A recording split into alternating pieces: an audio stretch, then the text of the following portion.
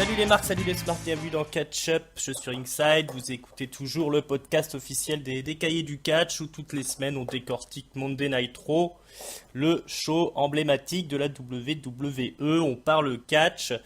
Pour m'accompagner aujourd'hui pour décortiquer l'Euro du 4 septembre, la fine fleur des cahiers du catch, Raphaël, comment ça va Raphaël? Eh bien écoute, ça va bien, ça va bien. Et toi, comment vas-tu, Ringside? Ça va, magnifique, Super. par une bien belle journée. Oui, Alors, tu viens de nous publier un petit article sur le mercato idéal de la WWE oui, et on invite tout le monde à aller lire cet article hein, qui nous propose un petit peu des suggestions sur qui on aimerait voir revenir à la WWE. On vous en dit pas plus, allez regarder ça sur le site des cahiers très bien. et Bonne promo. bonne promo, t'as vu ça, Mhm. professionnel. Et on va pas tarder, on va enchaîner tout de suite sur le Monday Night Raw, donc qui se passait à Omaha et qui démarre, une fois n'est pas coutume, par un match. John Cena, Big John, hein, de retour à Raw depuis quelques semaines, affronte la nouvelle sensation, le bâtard de Kurt Angle, Jason Jordan. Donc dans un match qui au départ est très technique, hein, on fait du map wrestling, on a une ceinture arrière là qui dure pendant à peu près 10 minutes, enchaînée sur un headlock. Au retour de la pub, c'est Jason Jordan qui fait le forcing, enchaînement de souplesse, et à un moment donné, John Cena tente son STF qui est contré dans une sorte de crossface, qui est contré en Fireman's Carry, qui est contré encore une fois en double souplesse avec ponté. Tout ça se termine sur un compte de 2. Ensuite, Jason Jordan retente la souplesse, mais il est contré par John Cena, compte de 2. Et là, Cena a réussi à placer son attitude adjustment, victoire de Big John. Jason Jordan est un peu éploré, mais Big John vient le consoler hein, après le match. C'est pas grave, t'as fait quand même une belle performance.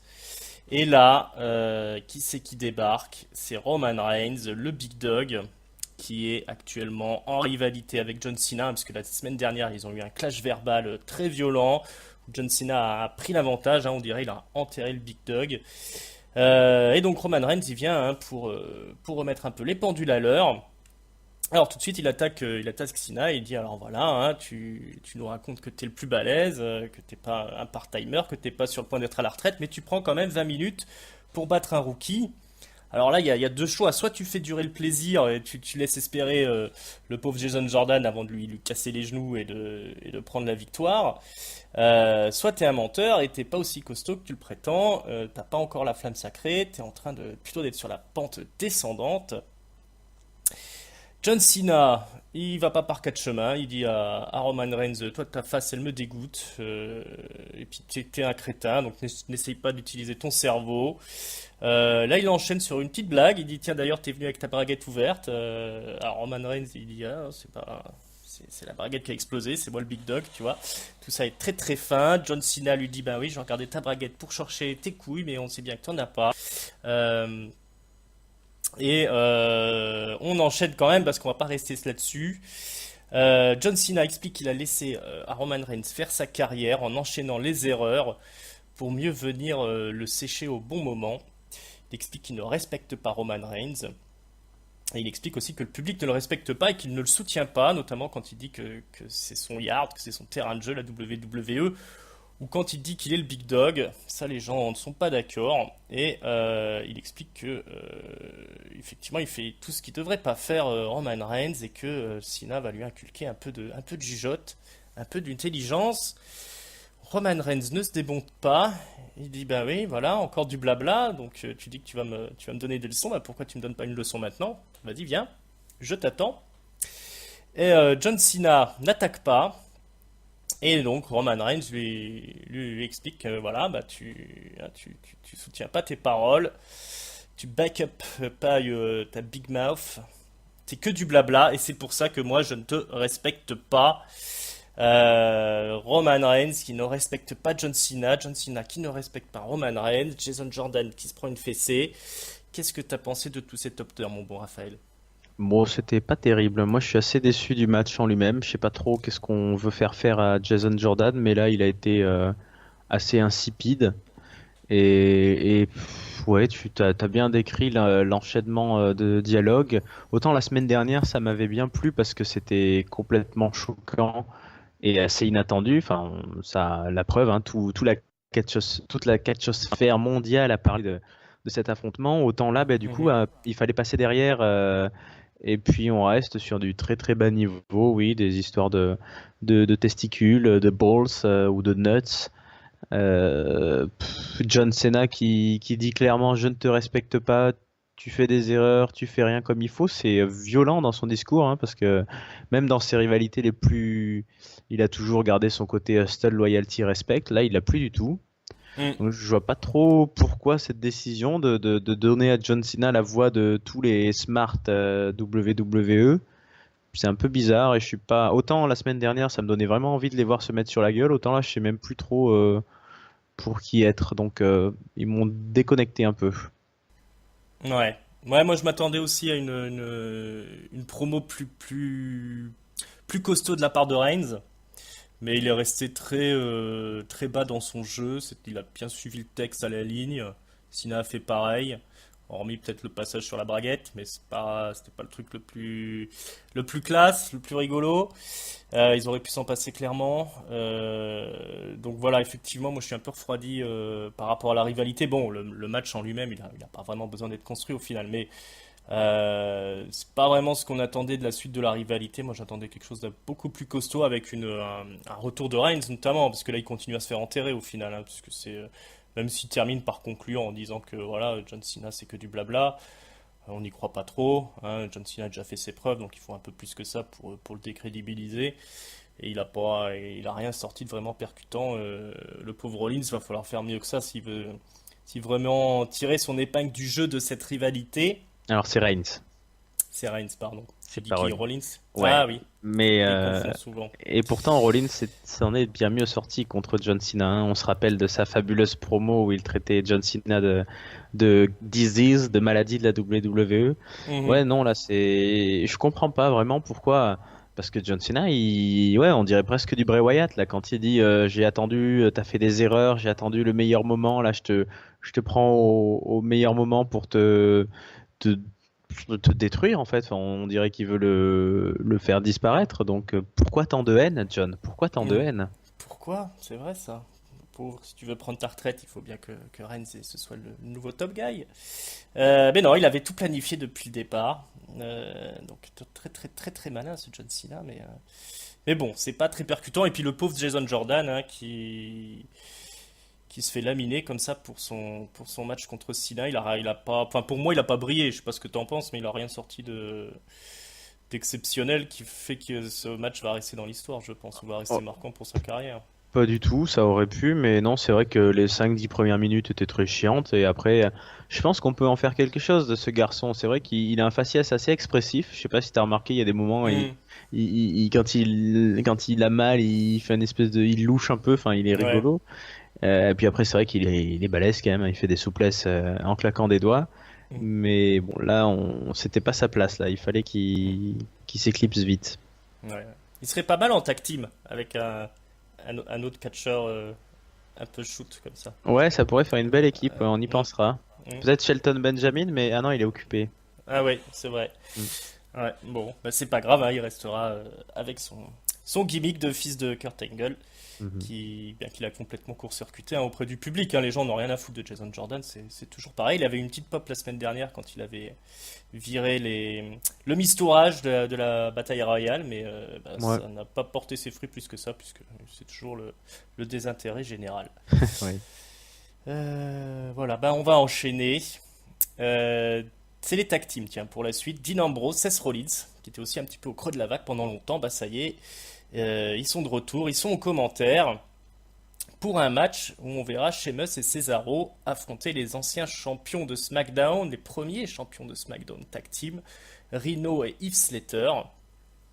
Donc bon, c'est un match plutôt sympa avec Heath Slater qui se prend la hit. Hein. Il tente un roll-up tout de suite en début de match sur Sheamus, si je dis pas de bêtises.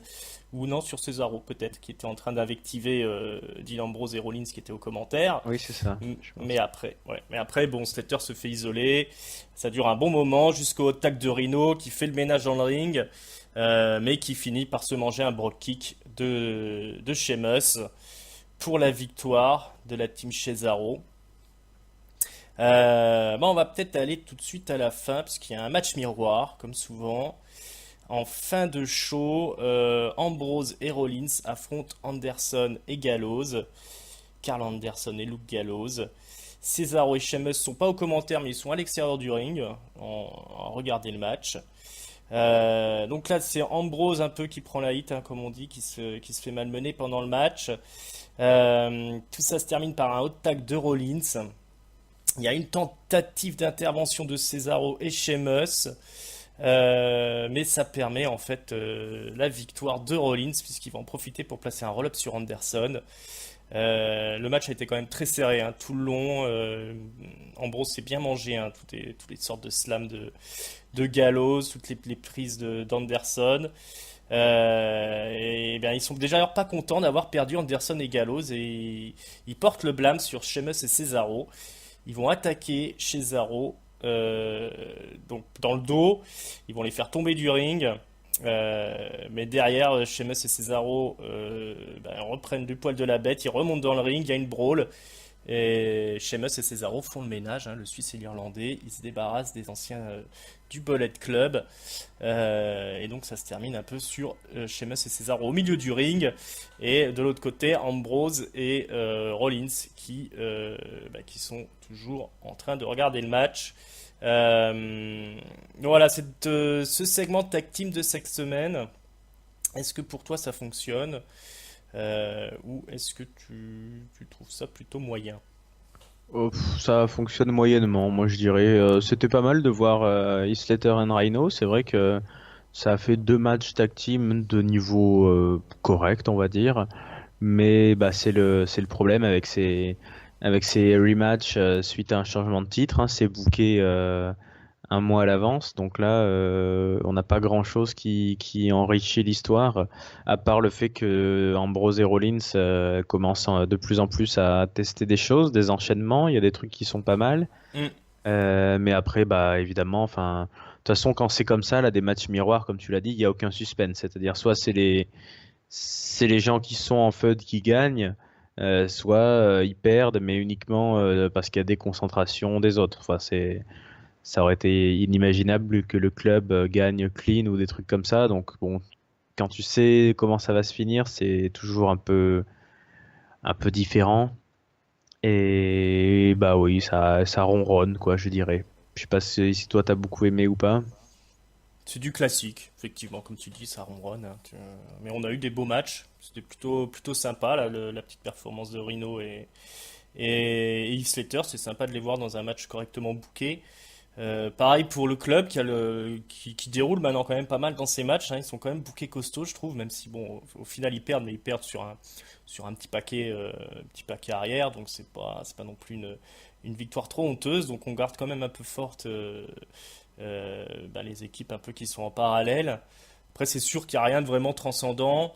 On essaie de faire monter un petit peu la sauce. C'est sympa quand même de voir effectivement Dean Ambrose et Seth Rollins avoir un peu plus d'interaction dans le ring, faire des prises à deux, être de plus en plus solidaires, plus en plus complices. Mais Sheamus et Cesaro, ils tiennent bien leur rôle de méchants. Donc voilà, c'est plutôt efficace, il n'y a rien d'honteux, ça comble les weekly. Et puis voilà, on reste quand même hypé pour le match revanche, parce que reste qu'il y a quand même du niveau, que c'est quand même un peu quelques-unes des plus grosses stars de la WWE qui sont dans cette rivalité. Donc c'est difficile de s'en désintéresser quand même, hein. Ah oui, non, c'est pas mal quand même. Voilà, plutôt solide. Allez, on va dans les backstage. René Young interview les Hardy. Donc Jeff Hardy qui est surmotivé, hein. Il explique que c'est un peu une renaissance, cette opportunité qu'il a pour le titre intercontinental. Euh, Matt Hardy, hein, il fait un petit peu ses gimmicks à la Broken, un peu en lançant des Wonderfall, des choses comme ça. Et donc on s'en va vers le match intercontinental. Le Miz qui défend contre Jeff Hardy. Donc le Miz débarque avec le Miz Tourage. Et Jeff Hardy vient avec son frère Matt Hardy. Donc le match est lancé. Jeff Hardy qui déroule, hein, son catch classique, ses spots habituels. toujours joliment exécuté. Évidemment, intervention du Mistourage, qui est tout de suite attaqué par Matt Hardy, hein, qui vient défendre son frère, parce qu'ils arrivent à le faire tomber pendant qu'il est sur la troisième corde, évidemment, pour éviter une Swanton bombe.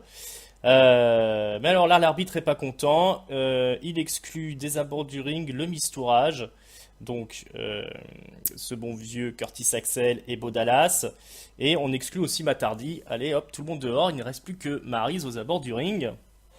Maryse qui va se révéler crucial dans le déroulé du match, puisque à la fin, Jeff Hardy, qui a bien mis à mal le Miz, hein, avec tous ses enchaînements, ses sauts spectaculaires, va tenter sa Swanton bombe face au Miz qui est allongé au sol, et Maryse, dans un ultime effort, elle va réveiller le Miz qui va éviter la Swanton.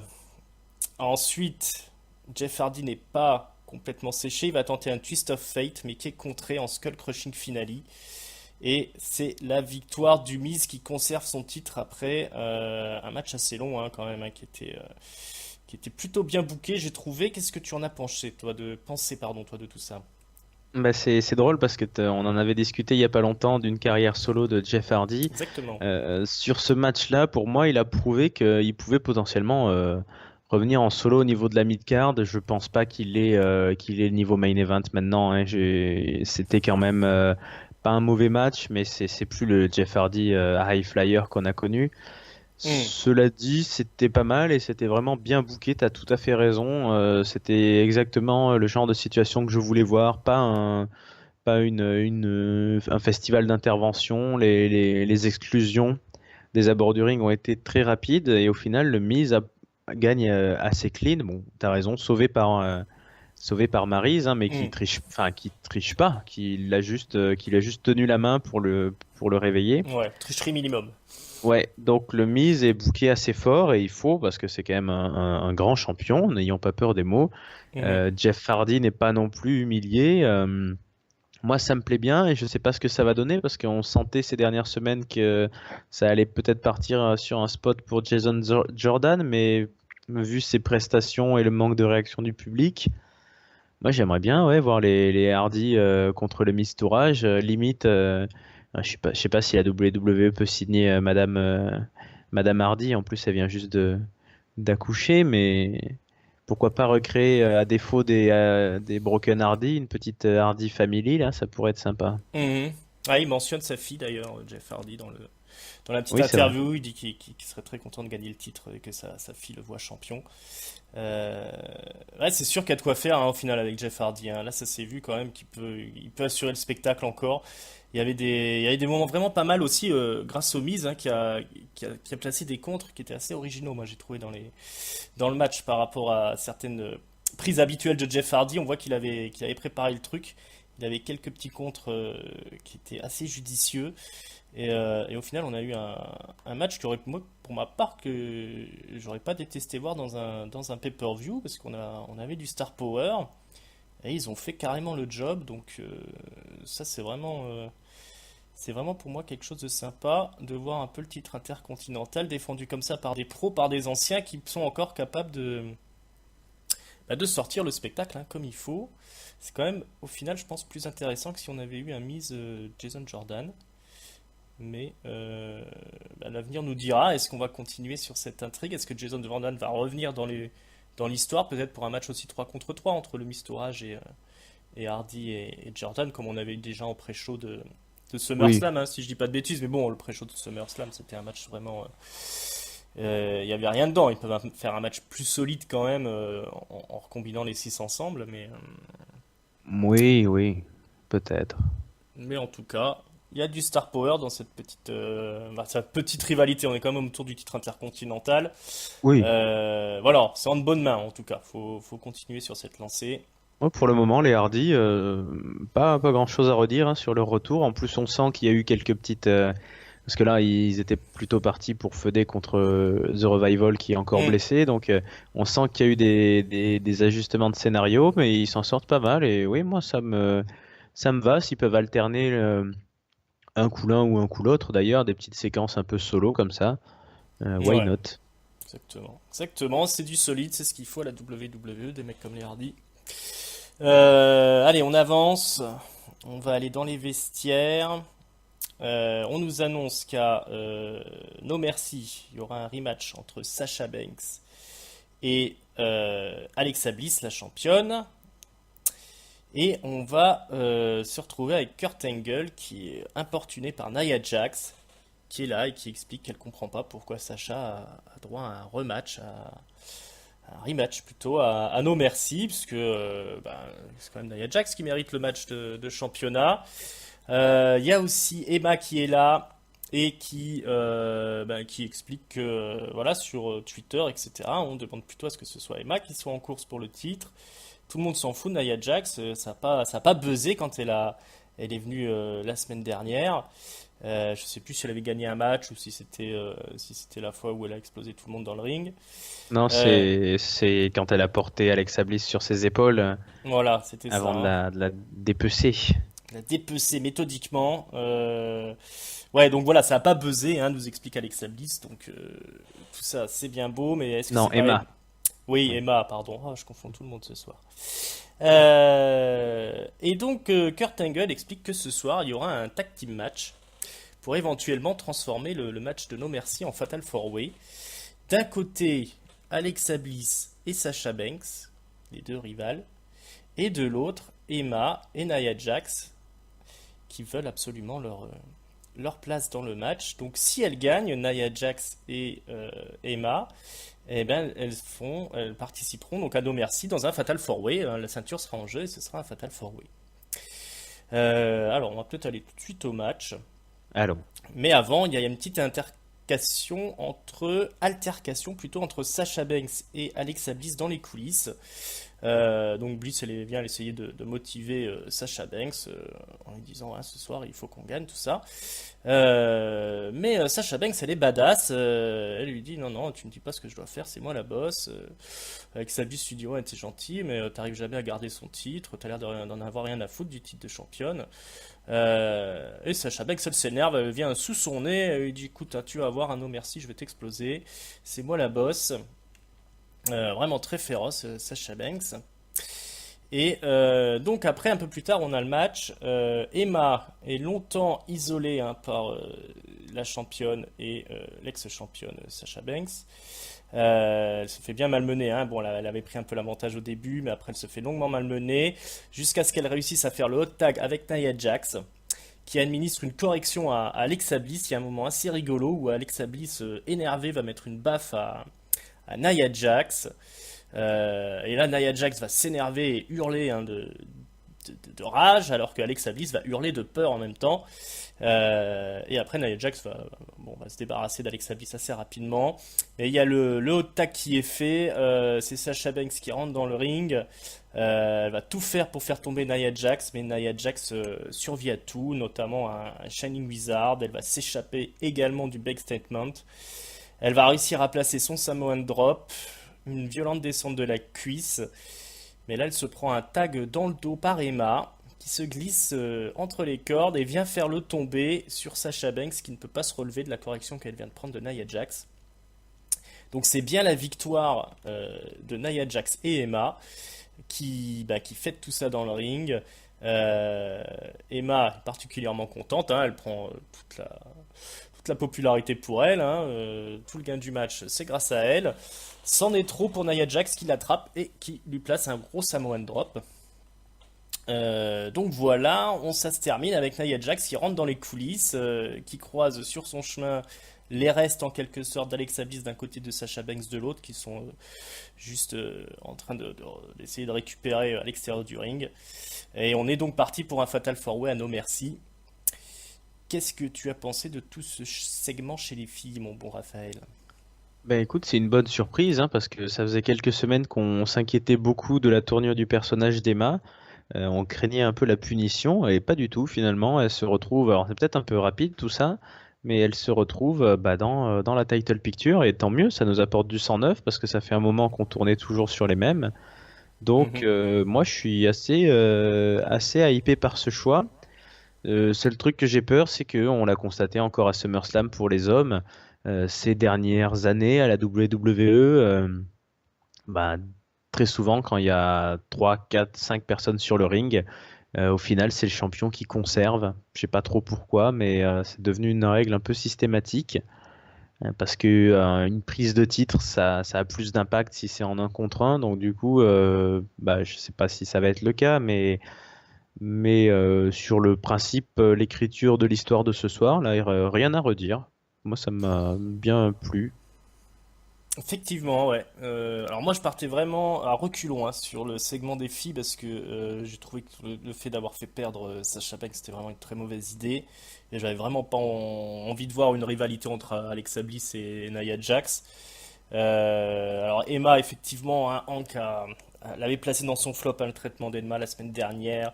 Ça avait chuilé pendant un bon quart d'heure hein, sur la punition que recevait Emma, voilà, d'être un peu blacklistée. Mais bah, comme tu dis, effectivement, pas du tout, hein, parce qu'elle rentre dans la title picture.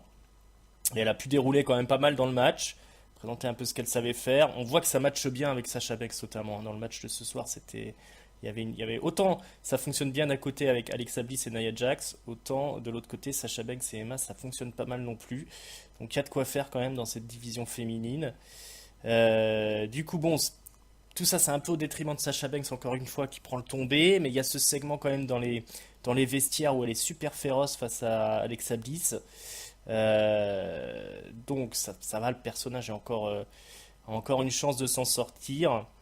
Voilà, c'est beaucoup mieux que ce que j'appréhendais, moi, ce segment de cette semaine. Et puis, ben, pour ce que, alors, je m'avancerai pas à donner un pronostic pour No Merci parce que je pense qu'ils ne savent même pas eux-mêmes ce qu'ils veulent faire, hein, là, pour l'instant. Il y a trop de choses qui rentrent en jeu. Effectivement, Bliss pourrait conserver. En même temps, est-ce que c'est pas le moment de Nia Jax pour qu'elle gagne? Et d'un autre Mhm. côté, s'ils ont fait rentrer Emma dans la partie, est-ce qu'au final, c'est pas pour créer la surprise et faire une victoire débat? Il y a que Sasha Banks qui est mal barré, mais généralement, quand on dit elle a aucune chance, finalement, c'est peut-être elle qui va gagner. Donc, je ne sais pas. C'est bien le fait aussi qu'elles aient rajouté Nia Jax et Emma dans l'histoire, parce que du coup, ça fait un bon suspense pour nos merci. Et Mm. puis, on voit qu'elles peuvent sortir quand même des matchs qui sont plutôt pas mal. Hein. Oui, la 4, ça devrait être une affiche sympa. Plus que. Parce qu'on voit que ça fonctionnait pas trop entre Bliss et Banks. Je pense pas qu'elles auraient pu sortir un match beaucoup mieux que ce qu'elles ont fait à SummerSlam. Donc autant rajouter les autres. Moi je vois qu'effectivement, hein, comme je disais, ça match plutôt bien entre d'un côté Jax et Bliss. Et Emma Banks, ça c'est vraiment un match que j'aimerais bien voir en face à face parce que il y a du niveau. Il y a Ça serait pas mal, ouais. du niveau. Du niveau chez les cruisers. Il y a du niveau normalement. C'est un peu les meilleurs athlètes Oui. du monde. Ah oui. Donc cette semaine, la nouvelle sensation des cruisers, Enzo Amore, en équipe avec Cédric Alexander et Grande Métallique, qui est revenu là, il y a quelques semaines. Grande Métallique, on n'avait plus revu quasiment depuis le Cruiserweight Classic, le Mexicain, parce qu'il était quand même en finale hein, du Cruiserweight Classic, je vous rappelle. Et de l'autre, les vilains pas beaux de 205 Live, Noam Dar, Drew Gulak et Tony Nese. Alors Enzo il vient, il débarque, il fait la promotion tout de suite de 205 Live, hein, il nous explique que c'est lui la nouvelle sensation, hein, il est voilà partout où il va, comment dire, c'est toujours un peu scandaleux, le scandale le suit. Il va se moquer un peu de ses ennemis, hein, il va se moquer de Noam Dar, il va appeler Droculac Super Slip, voilà, il y a des blagues pour tout le monde. Il explique qu'il est copain avec Metallic, il fait un peu de pub pour Metallic, il présente un peu Cédric Alexander, il fait la promo de tout le monde. Un bon VRP pour 205 Live, ce Enzo. Et bah après on a le match. Bon Enzo lui il reste un petit peu de côté, hein, ou alors quand il rentre il fait le punching ball. C'est plutôt à Grande Métallique et à Cédric Alexander de faire le spectacle. Donc voilà, ça part dans tous les sens. Il y a des topés suicidas, des voltiges par-dessus la troisième corde. Et tout ça se termine par Enzo qui place une petite fourchette dans les yeux et qui place son Jordanzo, je crois que ça s'appelle sa prise de finition là, qui s'appelle Hit Defeat normalement. Où il place son pied sur le visage de son adversaire et qui le fait tomber en le tirant par le bras.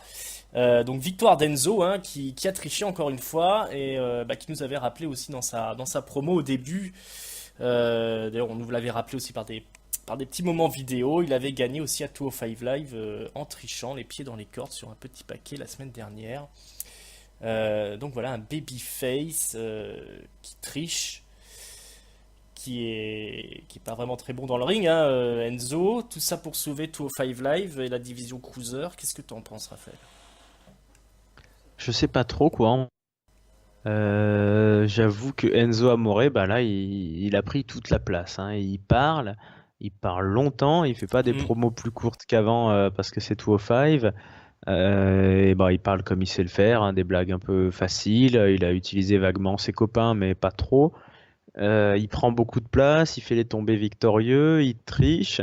Bon, après, écoute, le public réagit toujours aussi bien aux promos d'Enzo Amore, et oui, j'ai l'impression qu'il y a beaucoup plus de réactions qu'il n'y a sur n'importe quel segment cruiser d'habitude. Donc, ben, est-ce qu'il attire pas un peu plus l'attention sur cette division? Pourquoi pas? Pour le moment, je ne sais pas. Je sais pas trop ce que ça va donner. Effectivement, il triche beaucoup. Est-ce qu'il va tendre vers le heel turn ou est-ce qu'il va rester ce face sympathique un peu roublard? Je ne sais pas. Je pense pas qu'il soit capable de faire des grands matchs non plus. Mais bon, les autres ont fait le maximum pour le mettre à niveau. C'était c'est spectaculaire. Quoi en dire de plus? Je suis pas sûr qu'il mérite ni un title shot ni quoi que ce soit, même si je pense qu'il va l'avoir. Mais oui, Mais bon, parce qu'un peu plus tard, effectivement, dans l'émission, on est dans les oui. vestiaires. Donc ils sont là, ils savourent leur victoire, les gentils, hein, Enzo, Grande Métallique et Cédric Alexander. Et il y a Neville qui débarque avec sa ceinture sur l'épaule, le champion cruiser, le roi des cruisers, et qui vient, il dit qu'il vient il va porter la bonne nouvelle.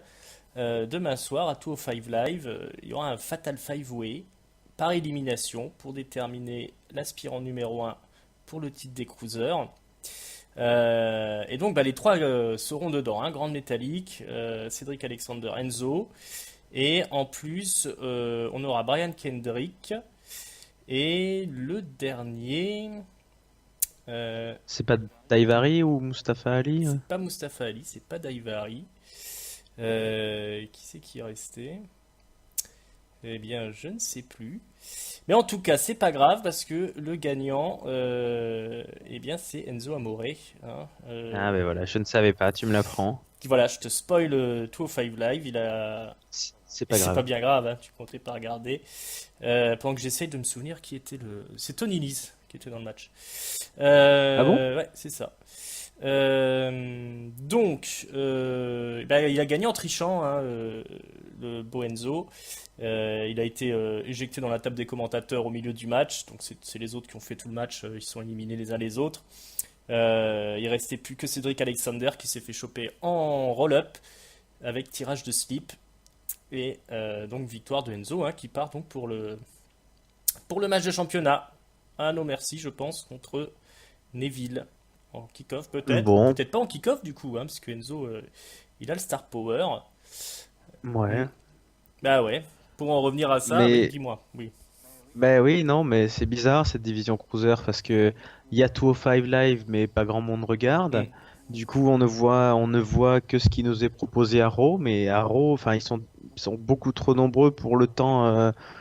On n'arrive plus à suivre. En fait, moi, je sais plus du tout qui est sous contrat, qui est blessé. Rich Swann, on ne sait pas où il est. Gallagher, on le revoit plus.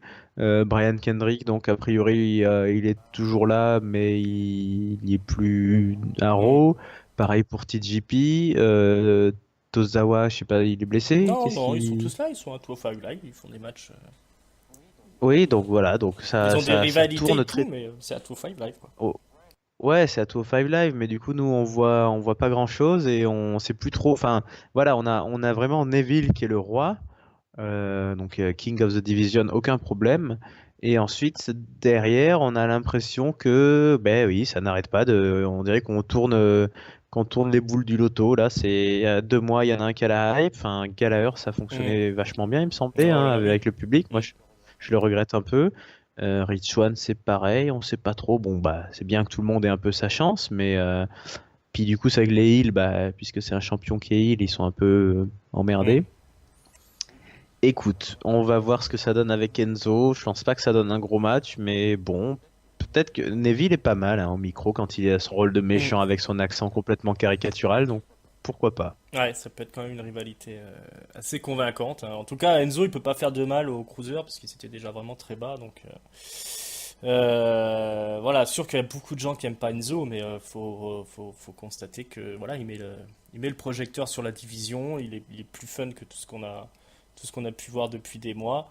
Et puis c'est un babyface comme il n'y en a pas beaucoup à la WWE qui arrive à être populaire. Moi j'ai regardé justement 205 Live, ça fait des semaines que j'avais pas regardé pour voir un peu comment il s'en sortait. Ben voilà, il va chercher le public, il fait le tour, il parle avec les gens, il tape dans les mains. Du coup le public est réveillé et puis ça recommence à refonctionner un petit peu pour les cruisers. Donc il peut être le top guy de la division, je pense sans problème.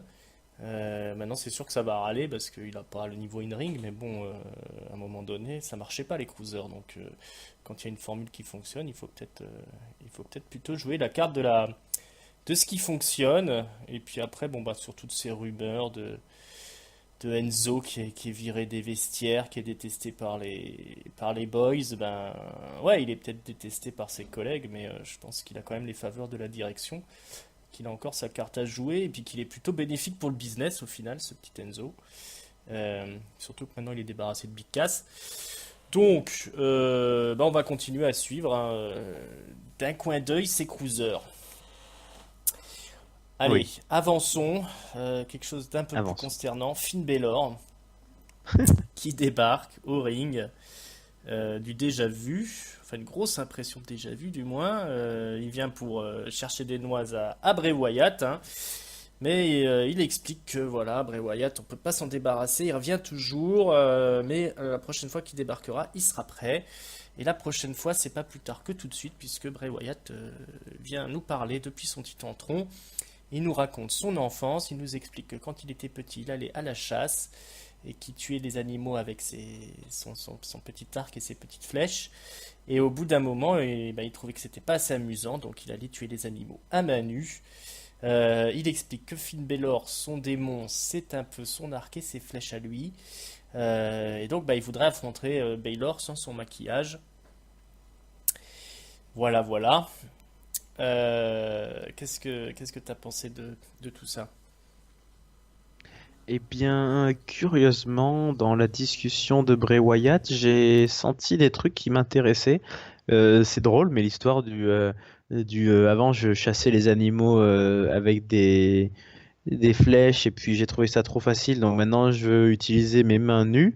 Je me disais, mais ça peut faire une vraie justification au métier de catcheur assez amusante. Euh, Parce que Hmm. voilà.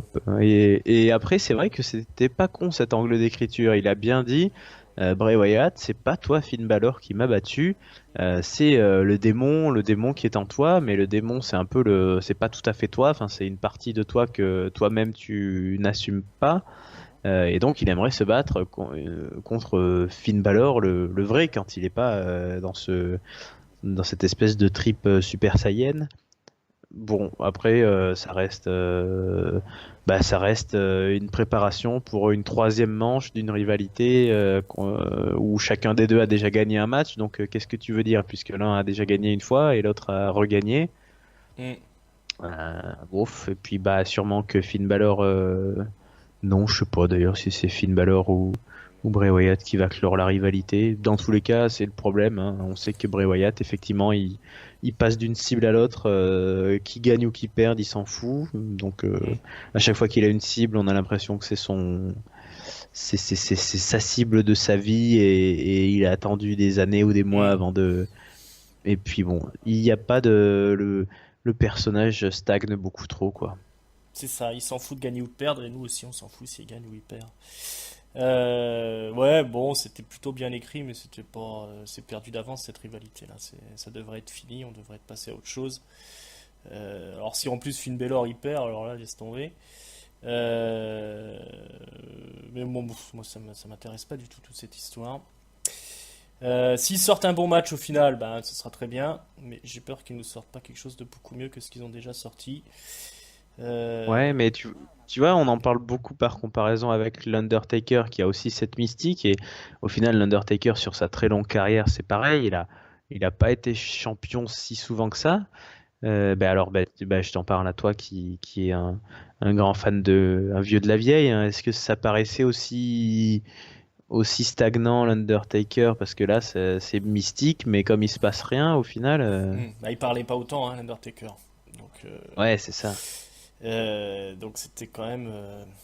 Alors des fois c'était un petit peu catastrophique, hein, quand il se lançait dans des trucs mystiques, des angles comment dire, des flashlights quand il sortait son urt, qui avait des effets spéciaux, qui crachait des éclairs avec ses mains, tout ça. Bon, mais au final, quand il y avait le match, eh ben, on avait un gros match. Là, Bray Wyatt, ça fait un moment qu'il n'a pas sorti quelque chose d'extraordinaire, et c'est beaucoup plus répétitif ce que pouvait faire l'Undertaker, hein, ce que fait Wyatt quand même. Il y a quand même un souci de toutes ces promos où il parle, que ce soit en titre en ton ou aux vidéos, où c'est toujours la même chose, ça n'a pas de sens, et au final, on décroche quand on va aller pisser quand c'est l'heure de Bray Wyatt. Donc forcément, tu peux pas avoir de hype sur la rivalité après coup. Et puis, et puis coincer Finn Balor là-dedans, c'est quand même dommage parce qu'il y a quand même beaucoup plus à faire avec Balor. Mais bon, on a un bon babyface qui fonctionne. On va pas aller le mettre en haut de l'affiche ou lui donner une rivalité qui explose, hein. Bah, ça viendra. Moi, je pense que ça viendra pour Finn Balor. Je suis assez confiant vis-à-vis de son statut, mais oui, bah là, c'est l'année des balaises. Mm. Bah, déjà, quand t'as un champion qui est pas là, ça bloque du monde. Je pense que son année viendra, peut-être en 2018 ou autre, mais ouais, là, c'est pas passionnant. Et c'est vrai que Bray Wyatt, il peut y avoir de très bons matchs. Il y en a eu quelques-uns hein, contre Roman Reigns, euh, à l'époque de la Wyatt Family aussi, mais bah tiens, je pense qu'on devrait remettre la Wyatt Family, allez, contre Sanity quand ils vont monter, ça serait une belle feud Mm. déstable, mais là, ouais, Bray Wyatt tout seul, il manque un truc, quoi. C'est pas, ça peut pas être un gourou crédible s'il n'y a pas des gens autour de lui, je C'est trouve. ça. Parce que sinon, c'est juste C'est un mec ça. qui parle tout seul et qui raconte n'importe quoi. Ouais, c'est ça. Mais il a un joli acting. Et un joli chapeau.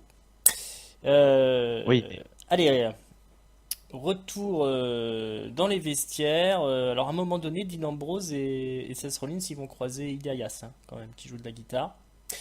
On c'est va vrai. aussi aller interviewer l'arbitre, qui va arbitrer le match de ce soir, qui était aussi l'arbitre du match qui opposait le Big Show à Braun Strowman, où le ring avait explosé.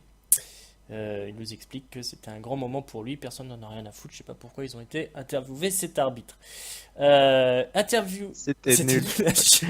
Je confirme, c'était absolument nul à chier. Enfin, ils auraient pu interviewer, ils auraient dû faire, ça aurait été drôle, n'empêche, il fait tout un Raw ou toutes les 10 minutes ou Hmm, tous les segments backstage, tu interroges un mec qui était là ce jour-là, le preneur de son, la vendeuse de hmm. cacahuètes et tout ça.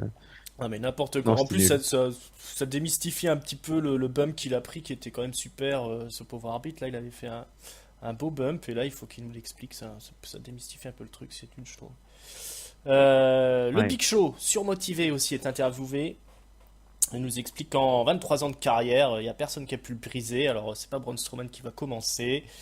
Et puis ce soir, bah, il va montrer qu'il est vraiment le world largest athlete in the world, et il va exploser. Braun Strowman. Braun Strowman aussi est interviewé à un moment donné, et puis il explique qu'il va exploser le Big Show. Il y a rien de. Bah, ça va être ce soir, il va faire comment dire, une déclaration à Brock Lesnar, hein, via le match contre le Big Show, puisque apparemment Brock Lesnar veut pas trop se déplacer. Et puis c'est pas grave si on le met dans la cage ce soir. C'est dangereux peut-être pour son match de championnat. On sait pas quelque chose qu'on fera à Brock Lesnar, mais bon, Braun Strowman il a pas peur, et il va exploser le Big Show. Alors allons-y à ce main event. Main event des Titans, Godzilla contre King Kong En en cage, cage. allons-y. Alors, bah, la cage, on l'utilise tout de suite, hein, puisque le Big Show va être écrasé plusieurs fois par Braun Strowman, hein, contre la grille en fer. Mais il va réussir à placer son knockout punch juste avant la pub.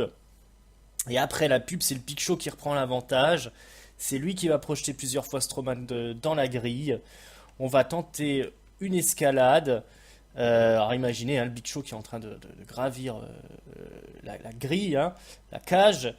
Braun Strowman le fait chuter. Le Big Show s'écrase sur les couilles, hein, sur la corde. Ça continue, à toi à moi. Et là, le Big Show va grimper encore une fois sur les cordes. Sur le montant du ring, il va réussir à faire chuter Braun Strowman. Et il va placer, croyez-le ou non, un elbow drop, une descente du coude.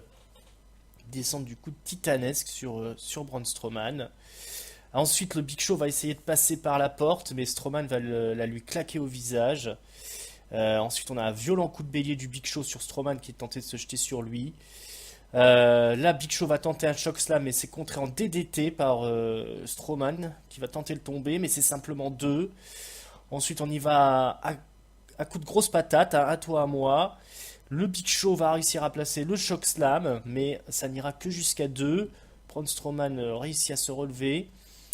Ensuite, on va tenter une escalade encore une fois du côté du Big Show pour aller sortir de la cage. Mais on est rattrapé par Braun Strowman. Et là, encore à la stupeur générale, un superplex qui est placé par Braun Strowman. Les deux monstres s'écrasent au sol depuis le haut du ring. C'est Braun Strowman qui se relève le premier et qui réussit à placer son violent Power Slam sur le Big Show. Big Show qui ne se relèvera pas. 1, 2, 3, victoire de Strowman. Le géant, le monstre parmi les hommes, prend le micro, il vient invectiver Lesnar, il lui dit voilà, ça c'est ton futur proche, tu vois ce que j'ai fait au Big Show, c'est ce qui va t'arriver à non merci. Je serai le nouveau champion universel. Mais il n'en a pas fini. I'm not finished with you. Il vient rechoper le Big Show, il l'attrape, et croyez-le ou non, il le power slam à travers la cage. La cage est explosée, le Big Show s'écrase au sol. Braun Strowman est triomphant, le monstre Braun Strowman.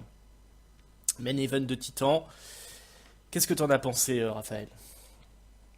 Main event titanesque. En effet, c'était du lourd comme dans tous les sens du terme, non? Le Big Show, je l'ai rarement vu aller chercher autant Mhm. d'originalité dans son personnage. Alors, bon, c'est vrai qu'il y a toujours ce problème de stipulation.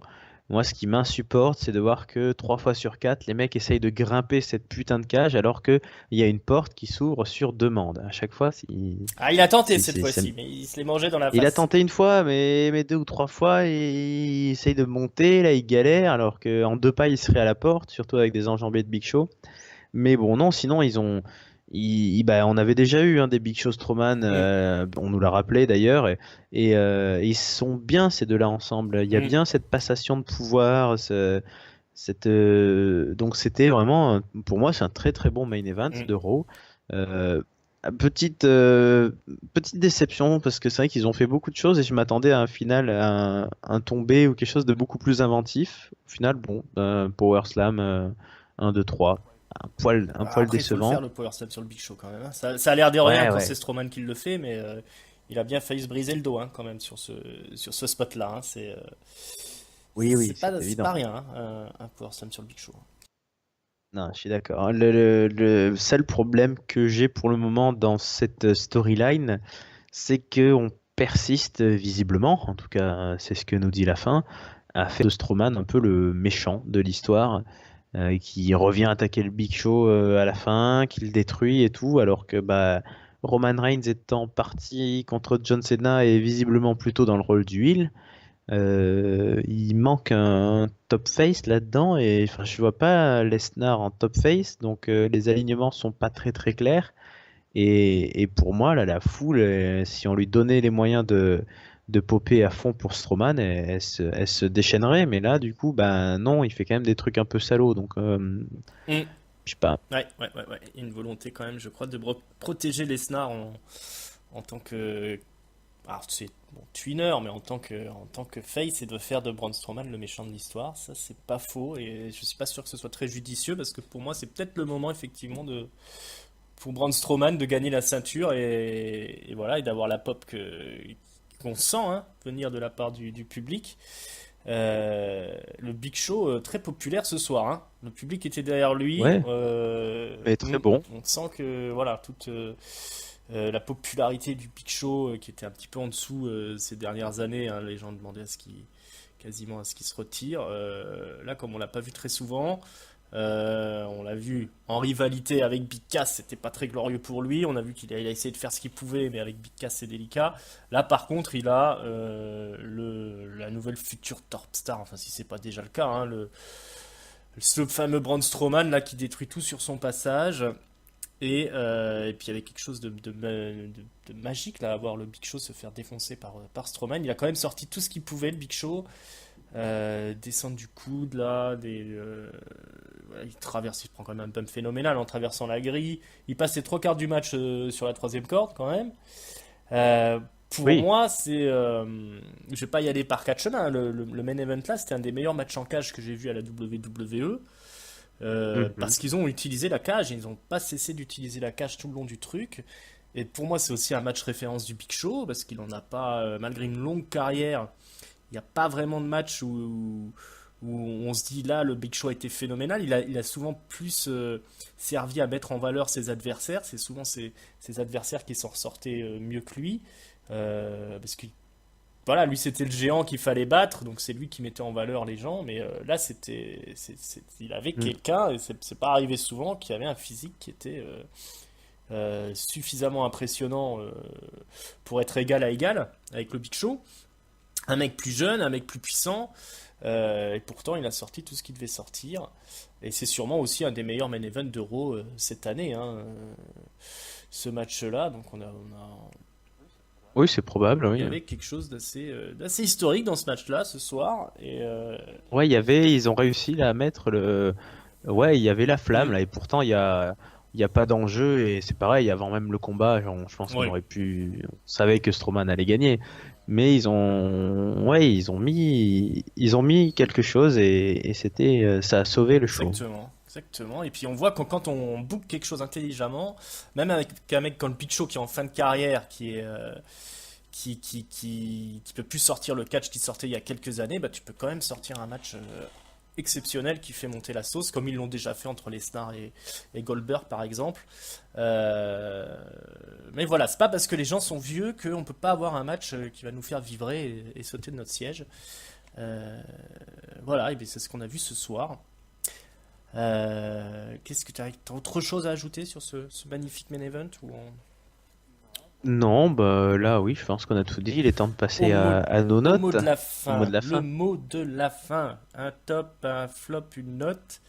Bah allez, dis-nous tout, Raph. Oh bah, je pense que là on a compris, hein, le top c'est ce main event. Hmm. Au début j'hésitais, je voulais le mettre juste à Strowman, mais non, bah, très très bon main event pour tout le Hmm. monde. Big Show compris. C'est vrai qu'à son âge, on se demandait si après le petit flop de Shaquille O'Neal, là, Hmm. s'ils allaient nous faire quelque chose. Et non, bah, excellent. Très bon match. Bah, le flop, il y a eu pas mal de moments pas terribles, mais du coup, comme j'ai mis le top à la toute fin du show, je vais mettre le flop au début. Jason Jordan et John Cena, ça, enfin, tout jeune catcheur qui se retrouve face à John Cena, ça devrait être un Hmm. événement, surtout que Jason Jordan, visiblement, il compte dans l'avenir, et là, c'était nul, quoi. Les 10 premières minutes de match et de show, je me suis un peu fait chier, et c'était pas Hmm. terrible, là. Et du coup, une note, bah, c'était un Raw où il n'y a pas eu grand-chose de bon, j'ai trouvé. Pas eu énormément de choses lamentables, mais assez moyen. Mais comme il y a eu un bon main event, bah, je mets une note moyenne de 2,5. Est-ce que tu es plus sévère ou meilleur que moi? Je ne sais pas, Ringside, à toi. Hmm. Alors, je vais commencer par mon flop. Je vais le donner à Finn Balor contre Bray Wyatt, qui est une rivalité qui devrait être terminée. Donc je sais pas pourquoi on nous embête encore avec ça. Le top, je vais le donner au Big Show, qui a fait un match phénoménal ce soir. Je vois pas à qui je pourrais donner d'autres, et personne n'est plus méritant que lui sur cette soirée. puis même sur une carrière, hein, c'est quand même un catcheur historique. Le Big Show, c'est peut-être son dernier match ce soir, on ne sait pas, mais en tout cas, ce serait une très belle sortie Ah, pour lui. j'avais pas pensé à ça. Ben, je pense pas, mais ça Mm, pourrait, oui. mm, mm, mm, mm. Mais du coup, maintenant, là, on a la certitude, ils ont moyen de nous écrire un chouette truc pour sa fin de Ouais, carrière, oui. exactement, ça c'est pas faux, hein. On sait qu'ils sont pas trop friands de ça, mais il y a de quoi faire. Il y a de quoi faire. S'il a survécu à tout ce match, hein, parce qu'il a quand même dû morfler, je pense, ce soir-là. Oui, un peu. Et la note, je vais être plus généreux que toi, hein, moi. Il n'y a pas grand-chose au final qui m'a trop déplu. J'ai envie de monter à 4 pour le Big Show. Ah oui, Carrément, ouais, carrément. non, quand il y a un main event comme ça, moi je suis prêt à être plus généreux. Tout est Ouais, pardonné. mais bon, après moi et les notes. Voilà, tout est pardonné, on a eu du gros spectacle. Voilà, on a fait le tour de Monday Nitro. C'est parti pour l'autopromo. Alors je vous rappelle que vous pouvez nous suivre sur YouTube, sur la chaîne des Cahiers du Catch, hein. Non, pensez à vos abonnés, hein, c'est gratos et puis vous aurez toutes les nouvelles émissions. On a notamment un Talking Catch là qui est sorti, l'émission mensuelle où on vous parle un peu des news, un peu beaucoup même, hein, des news de la WWE. On le fait point sur le Mae Young Classic. On vous détaille un peu les premières journées. Voilà, toutes les infos sur la WWE également. Talking Catch, donc ça vous l'avez. Si vous êtes abonné, vous pouvez aller aussi sur la chaîne YouTube pour retrouver. Vous nous retrouvez aussi sur iTunes, sur PodCloud, sur qu'est-ce qu'il y a d'autre, les cahiers du catch, le site. Vous avez Oui. Twitter Catch-up CDC, vous avez Facebook Catch-up CDC. Voilà, on est partout. Euh, Mhm. je ne le cesserai jamais assez de le dire, mais abonnez-vous, comme ça vous avez toutes les émissions. Il y a Voilà. le supplément SmackDown qui arrive aussi cette semaine. Euh, Mon bon Raphaël, merci. Et puis, bah, Dis-moi, oui. oui, merci. Bah, j'allais dire merci à tous ceux qui nous écoutent toujours. Et n'hésitez pas à interagir avec nous, à dire en commentaire ou en message ou quoi que ce soit ce que vous avez pensé de ce Raw. Si vous êtes plus 2,5 comme moi ou 4 comme Mm. Ringside. Si vous êtes vous aussi un nostalgique de ces grands baraquets de 2,10 m qui sont quasi quinquagénaires, mais qui... Bref, donnez-nous votre avis, oui. Voilà, mettez-nous des pouces et mettez des commentaires. Exact. Voilà, bah effectivement, hein, je vous remercie beaucoup de nous écouter. J'espère que l'émission vous a plu. Puis je vous dis à la semaine prochaine, si Dieu le veut. Ciao, ciao. Ciao, bonne soirée.